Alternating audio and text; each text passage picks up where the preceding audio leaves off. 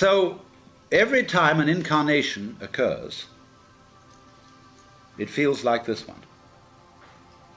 See, it might be quite different. We might be reincarnated in another universe as beings of an altogether different shape. See? Not at all like human beings. But because we were used to it, we would feel that that was the human shape. We would say, well, that's natural. Obviously, that's the way things are. So naturally, if you appeared in the form of a spider, you would look around at other spiders and say, well, yes, of course, this is natural shape to be in. This is the human shape. Something that is not us looks at us and thinks we look perfectly terrible. I mean, imagine how you look to a fish. Clumsy, cumbersome, stupid-looking thing. As a fish is so elegant and graceful and can slide through the water so beautifully. The human beings can't even swim properly.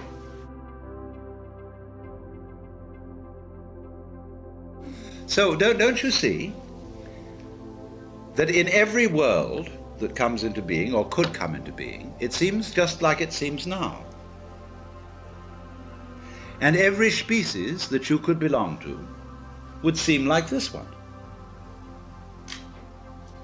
It would have its up end of what is highly intelligent and its low end of what is not so intelligent. You would be aware of superior forces and inferior forces. Otherwise, you wouldn't have the idea of mastering a situation unless there were situations you couldn't master.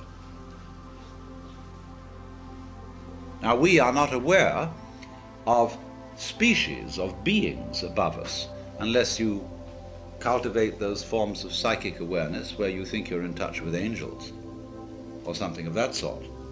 But the things that appear to be above us are great natural processes. Only we think they're rather stupid, only very tough, too strong for us.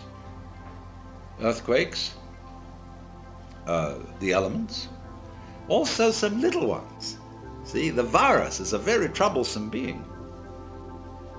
And this is where a human being really finds himself at his wit's end in dealing with molecular biology.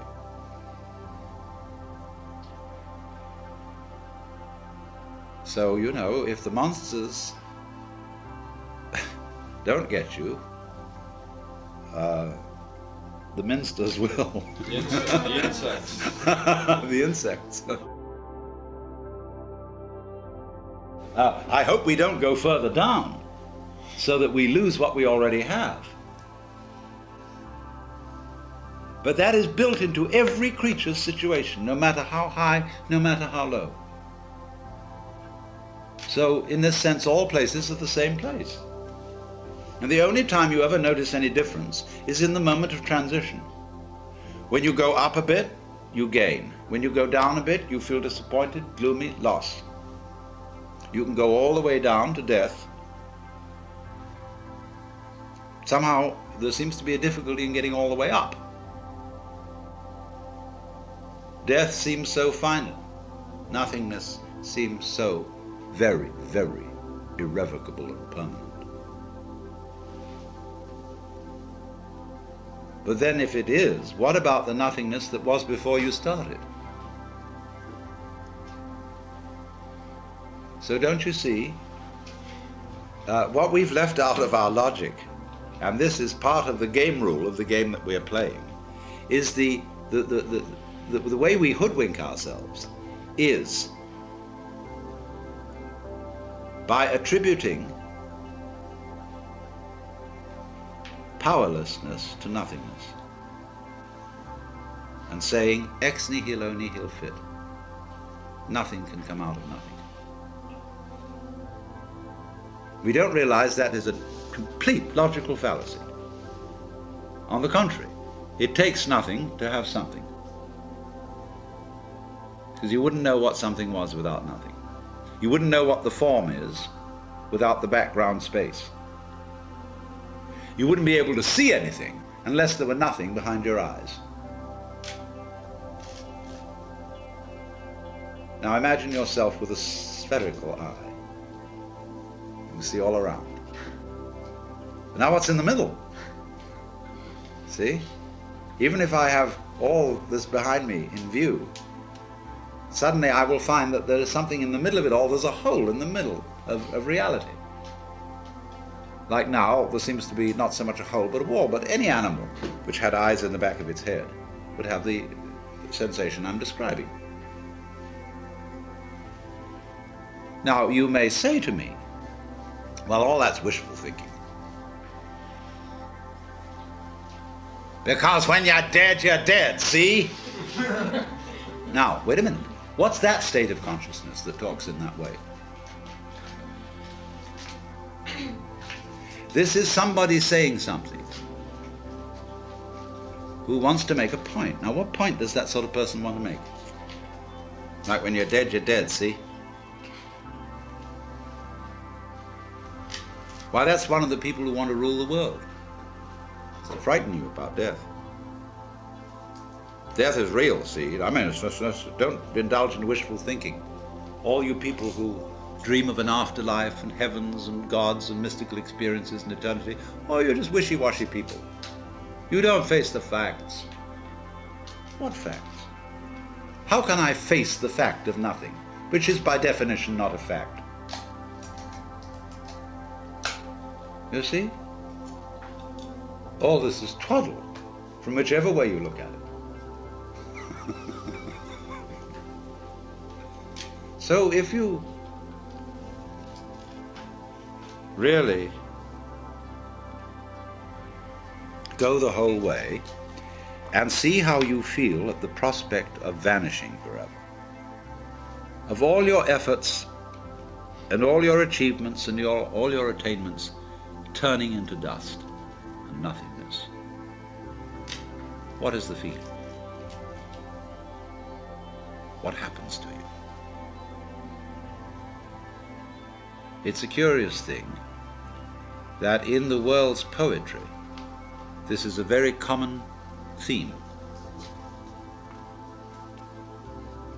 The earthly hope men set their hearts upon turns ashes, or it prospers, and anon, like snow upon the desert's dusty face, lighting a little hour or two, is gone. All kinds of poetry emphasizes the theme of transience. And there's a kind of nostalgic beauty to it. A banquet hall deserted. After the revelry, all the guests have left and gone their ways. And the table with overturned glasses, crumpled napkins, breadcrumbs, and dirty knives and forks lies empty.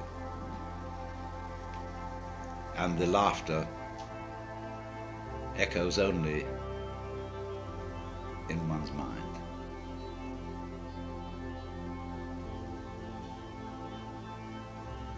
And then the echo goes. The memory, the traces are all gone. That's the end, you see.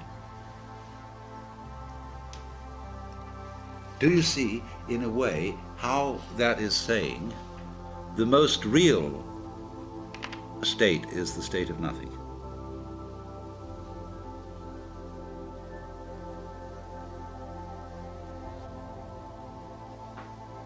That's what it's going to all come to.